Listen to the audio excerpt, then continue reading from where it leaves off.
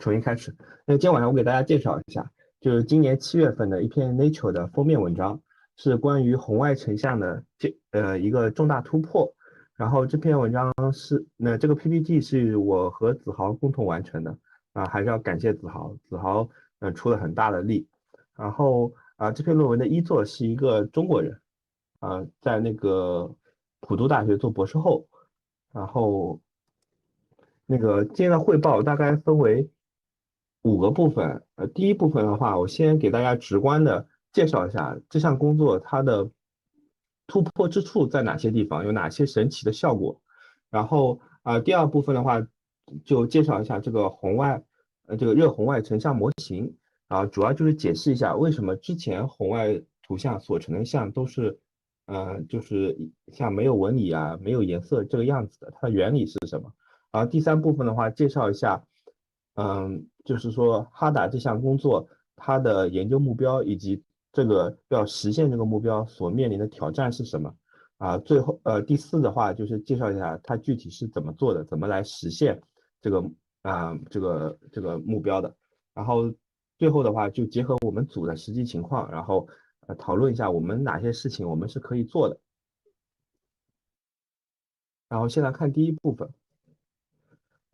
第一部分这个 PPT 里面罗列了5种常见的成像手段分别是可见光、激光雷达、红外雷达以及声呐。然后，大类的分的话，可以把这些成像手段大体的分为2类，分别是主动成像和被动成像。主动成像包括激光雷达、雷达、声呐，它们的好处是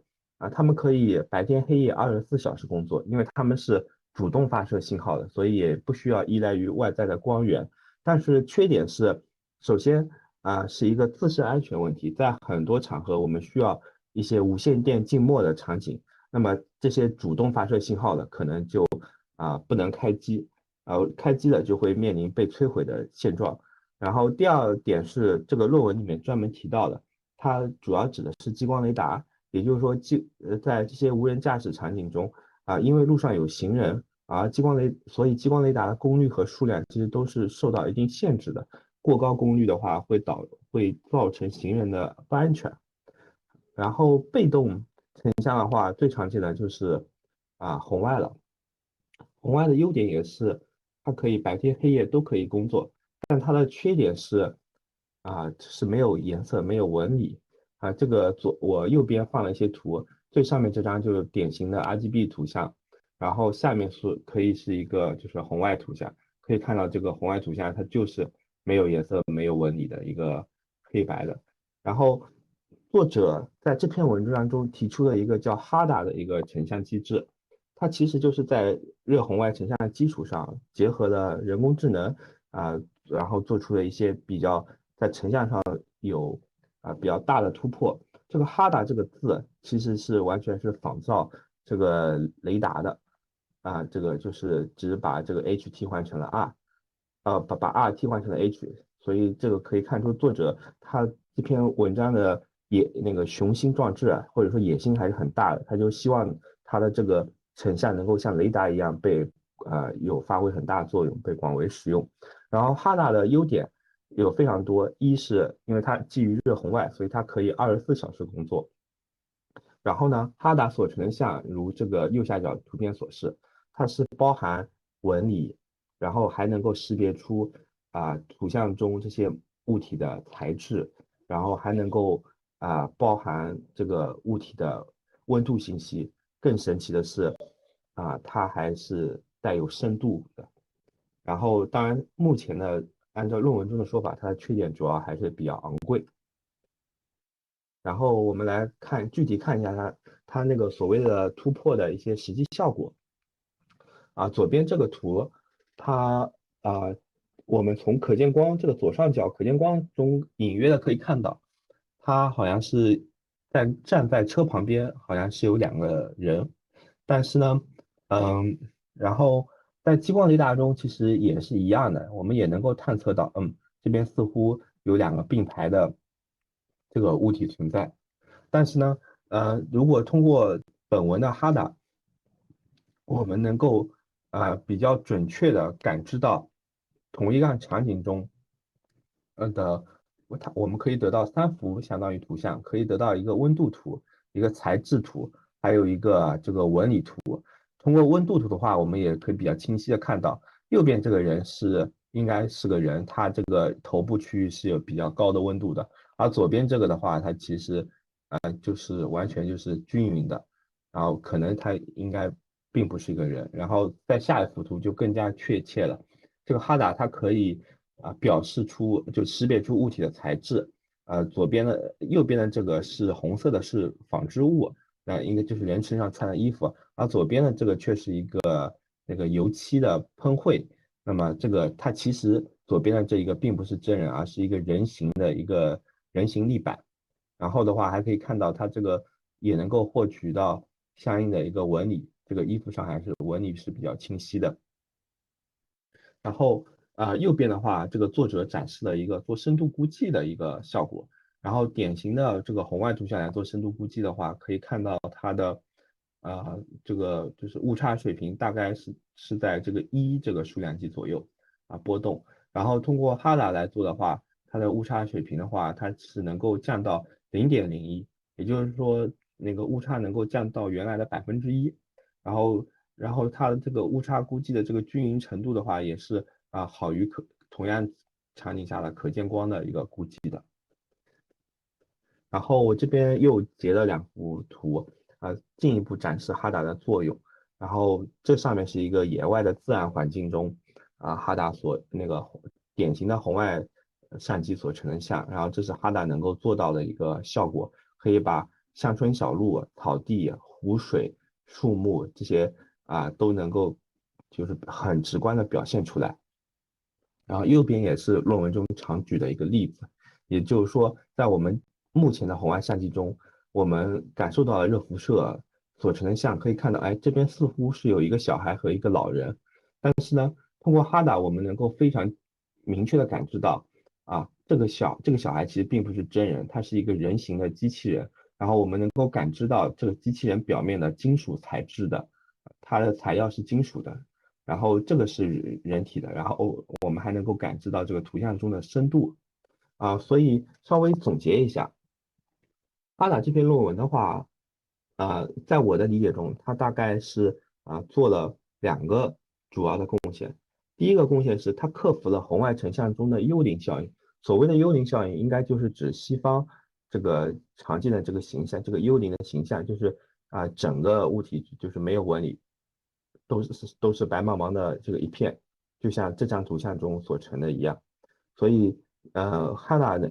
能够克服红外成像的幽灵效应，然后可以感知到温度、材料、纹理还有深度，就是在黑夜中都可以感受到这些。然后第二个贡献的话，就是它构建了一个哈达的一个估计理论，然后大概能够给出一些什么这个信号噪声的一些极限，包括包括我们这个哈达这个性能能够达到多少，它也给出了一个基于信息论的角度给出了一个理论边界。但是由于我个人水平有限，我目前只看懂了这篇论文的一点点内容，所以我今天给大家汇报的内容主要就是只涉及到哈达是如何来感知温度、材料和纹理的。深度和这个哈达估计理论这一块的话，这一次汇报暂不涉及，等我那个继续多学习一些以后再向大家汇报。然后我们先来看一下这个现有的红外那个热红外的信号模型，主要是来了解一下为什么现有的红外图像是长现在这个样子的。这个就是就右边这幅图的话，给出了一个我们这个相机能够感受到的红外这个热信号的一个相对简化场景下的一个来源。我们这个能感受到的这个以我们感知到的这个所成的人体的这个像为例的话，其实我们这个红外相机采集到的人体的这个热信号其实是分为2部分的。第一部分的话是这个总体来说是这个人体本身的红外热辐射，然后第二部分的话是这个周围环境中的天空啊，以及周围一些建筑物中环境中，它们自己发射的热辐射，或者从别的地方反射来的热辐射，传播到人体，然后再经过人体折射以后反射以后进入这个红外相机的热信号。然后我具体来解释一下这个公式。这个 S 的话就表示这个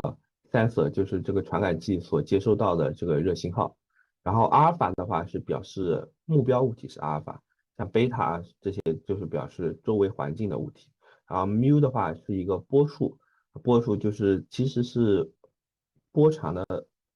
倒数哦，好像就是我们只要记住它其实是一个代表一个频率的一个量。只不过在那个红外这些光学中，学者们更加喜欢用波数来表示频率。然后那这样的话，S 阿尔法 mu 的话，它就可以理解成是，这个阿尔法物体在 mu 这个波段下所接收到的热信号。然后看一下等式右边，右边的话，这个 E 表示的是发射率，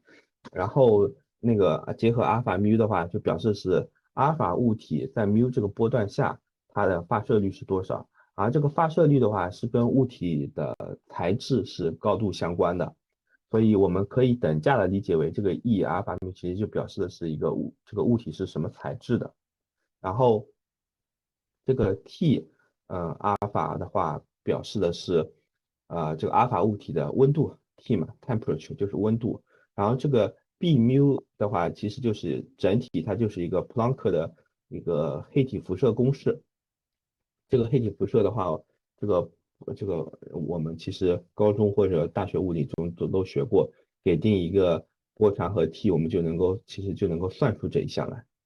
所以这个整体的这一项其表示就是物体自身的热辐射，然后这一项的话，它是一个没有纹理的一项。右边这一项的话，其实是带有纹理的，是从其他物体中折射过来的、反射过来的这个一些量。然后由于像我们人体的话，我们人体的皮肤的反射率能够达到这个发射率能够达到0.95以上，所以的话，这一项的占比其实是远远完全淹没掉了右边带有纹理的这一项。所以常见的一个效果就是我们其实在红外图像中，我们其实作者给了一个很鲜活的例子，就是说我们就像一个通电的一个灯泡，不管这个灯泡表面有什么花纹或者什么，只要它一通电，就相当于有这个热辐射这一项，我们就没有办法看清楚这个灯泡表面，我们只能看到一个匀质的比较亮的一个这个图像。好，然后我们来仔细看一下右边这一项纹理项。纹理项的话，它其实可以进一步拆解这个所谓的这个我们这个人体的纹理的话，它其实是有其他物体就是的热信号，也就是这个阿尔法贝塔缪，然后那个其他物体发射到人体上，然后再由人体反射，这个 V 阿尔法贝塔其实就表示是一个热光照因子，其实反映的就是说反射到这个人体上的一些信号能够有多大的比例能够进入到我们的通过反射进入到我们的这个红外传感器上。所以然后因为环境中有许多物体，所以这个纹理这一项的话，它其实是由就是环境中目标物体之外的其他所有物体跟这个目标物体上发生作用以后进入我们相机的一个这个一个信号的总量。然后这一项的话，其实就相当于一个这个灯泡，如果单独拎出来这一项，它其实就相当于一个灯泡本身的一些就是有花纹，但是呢，由于有这一项的那个热辐射这一项的存在的话，我们其实正常状态下我们是不可能看到这个花纹的。好了，我们现在来看一下，我们现在介绍了那个就是红外热辐射的信号模型，也解释了为什么我们看到的红外图像都是没有颜色和纹理的。那是因为我那个颜色纹理这一项完全被没有颜色和纹理的这个直接热辐射给淹没掉了。那么哈达这项工作的话，它的原理也就是说，它的目标就是我其实就相当于关掉灯泡，希望能够从这个灯泡通电时候完全没有颜色纹理的情况，把灯泡关掉，让它展示出颜色纹理来，也就是克服了这个灯泡开着的时候的这个幽灵效应。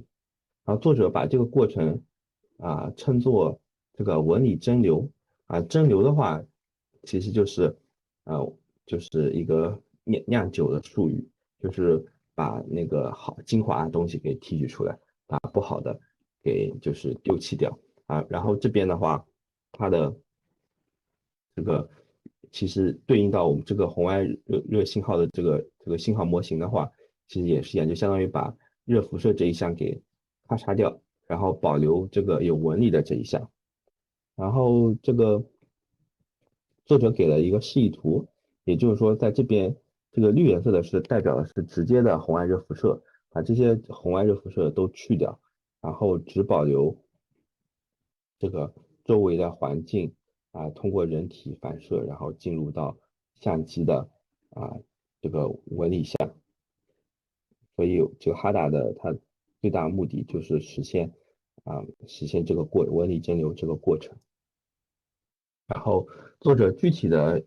做法的话，作者把它叫做这个 TEX 分解。这个 T 的话代表的是温度，E 的话就是发射率，X 的话就是texture 就是纹理。然后作者的做法是，他对于一个在那个红外场景下，他是会在红外相机上做一个增加很多滤波片，然后会得到一个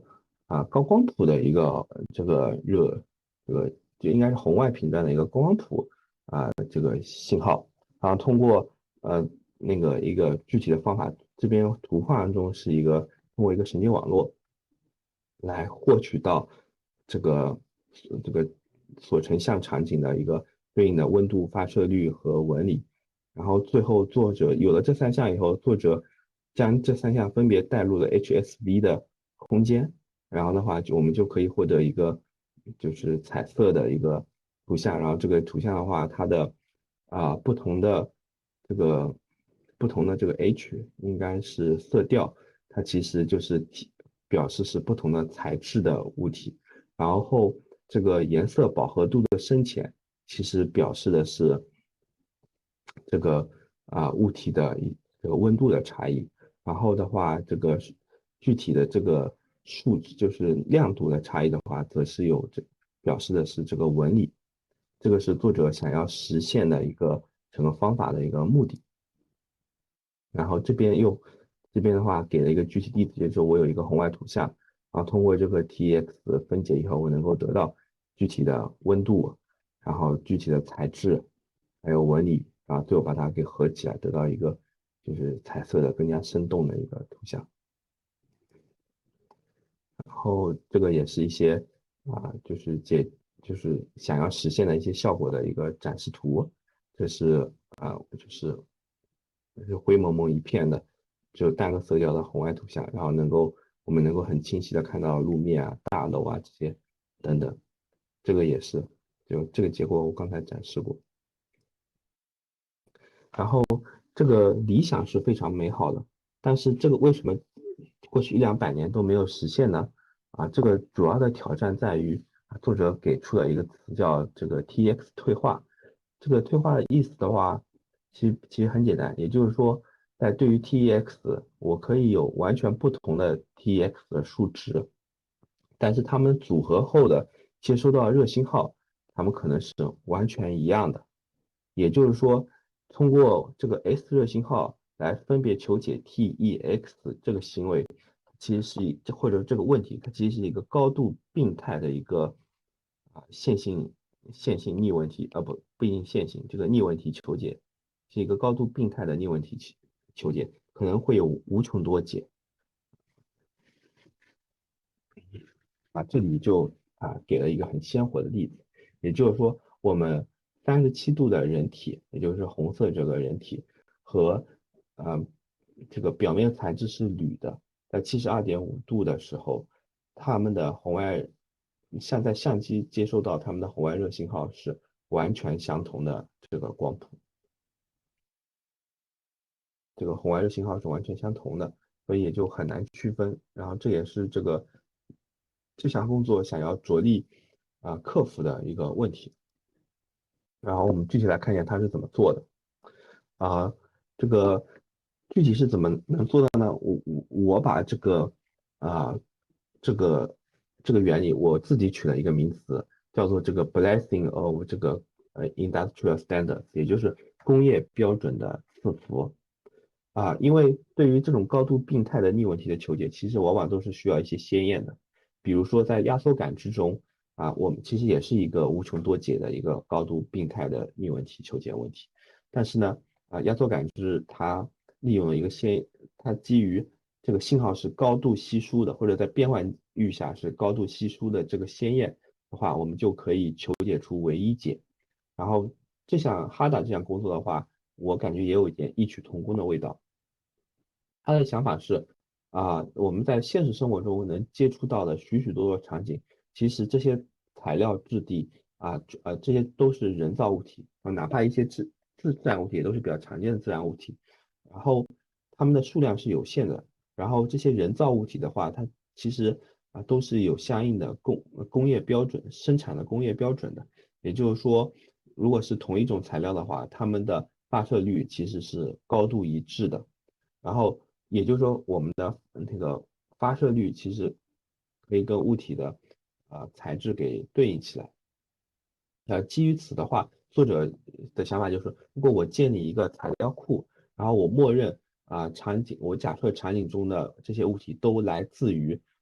这个材料库，然后我如果对这个材料库，因为我可以有一个它现在是个高光谱嘛，其实可以得到这个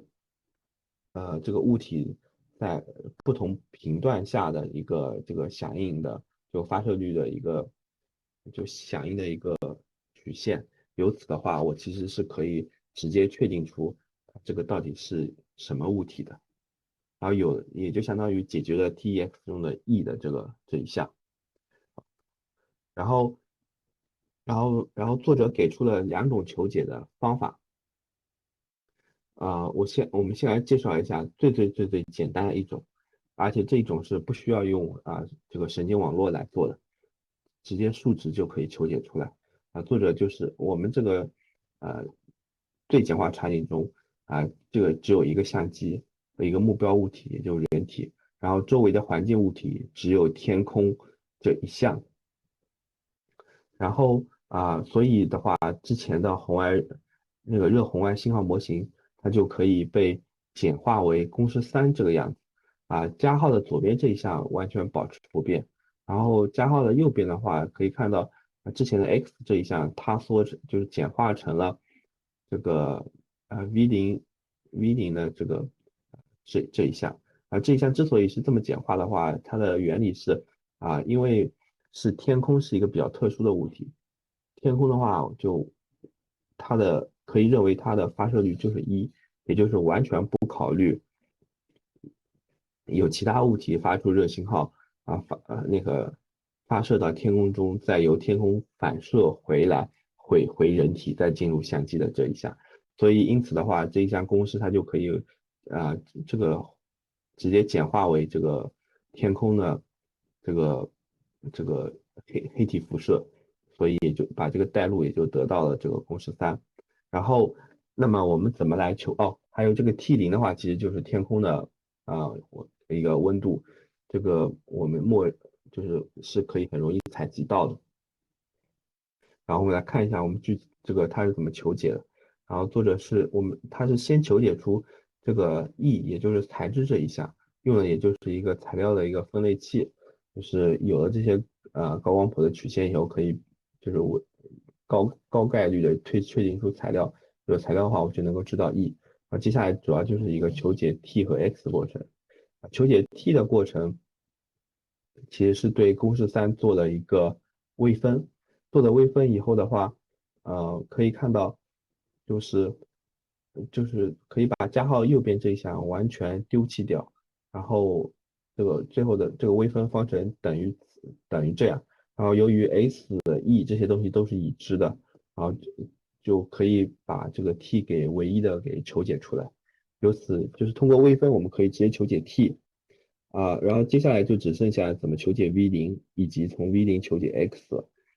这个就更简单了。在有了 e 和 t 以后，直接把这个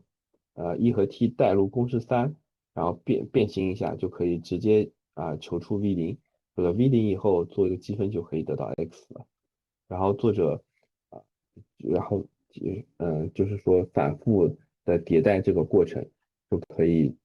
得到比较准确的这个 TeV 的这几项。作者还给出了一个就是神经网络的方法，就是说给定输入的这个同样的高光谱这个信号，然后经过一个这个 reset 50，然后用这些相应的探寻模块，最后它可以其实这本质就是一个 UNet 一个架构，然后就可以完全得到，就可以直接通过解码器直接就可以得到这个温度、材质以及这个 V 这一项。啊，这一项，然后他们的，我们现在看一下训练阶段，就是这个损失是什么样。有了 t，有了 m，有了 t 以后，我们就可以直接知道，带入普朗克公式就可以算出它的热辐射是多少。然后有了这个 m 以后，我们其实通过材料库，我们就可以直接查找出它对应的 E 是多少。然后有了 V 以后的话，做一个积分，其实就可以算出这个纹理这一项是多少，然后就是带入最初的这个那个热红外信号的模型，然后有了这些以后，我通过这样我就可以重构出一个重构的这个接收到的热信号，然后我又有知道一个真实的热信号，所以它最后的这个训练阶段呢，它的损失函数其实就是。这个就是应该是一个 AOR 的范数的一个损失。然后在测试阶段的话，有了 T，有了这个材质 E，然后通过 V 求解一下 X，它就纹理也就把它们再投影到 HSV 空间，就可以得到作者想要的这个 TX 视觉的一个那个彩色的一个效果。然后这里需要提两点的话是一个是就是说为什么他这边要求解v 而不是直接求解 x，是因为这个 x 它其实是由 v 来构成的，为了保证这个求解的唯一性，所以作者的话是求解 v 而不是这个求解 x，因为 x 这个逆音又有非常多种可能。然后关于这个 data 和 GT 的话，我这块我没有搞得特别清楚，我的理解是。这个作者主要是用了这个用 Blender 仿真出来的一个数据来作为训练的，然后上一个方法中的SGD 方法，它的结果也有一部分拿来作为一个训练的这个机体，然后这边就展示一下它的结果，就是 B 的话是神经网络的方法得到的结果，然后 C 的话就是完全数值求解方法得到的效果。可以看到这个是完全数值求解的方法效果，其实相对于神经网络，其实质量也是相当可以的。所以说这一项工作的话，它最大贡献其实在于它一个这个比较原理性的一个突破上，其实工作的重点并不在于神经网络本身，因为它也只是用了一个很简单的一个神经网络，然后这上面三个都是夜间所成的像，然后这是白天所排的一个对应区域的效果，可以看到像这种桥什么的，都是其实还是效果做得非常好的。这边的话是更多的一些场景下的一个结果，这个很明显都是这个 Blender 仿真出来的，然后这也是一些啊这个效果，这都是这个夜间的，然后呃这个接下来就是来谈一谈这个结合我们组的情况。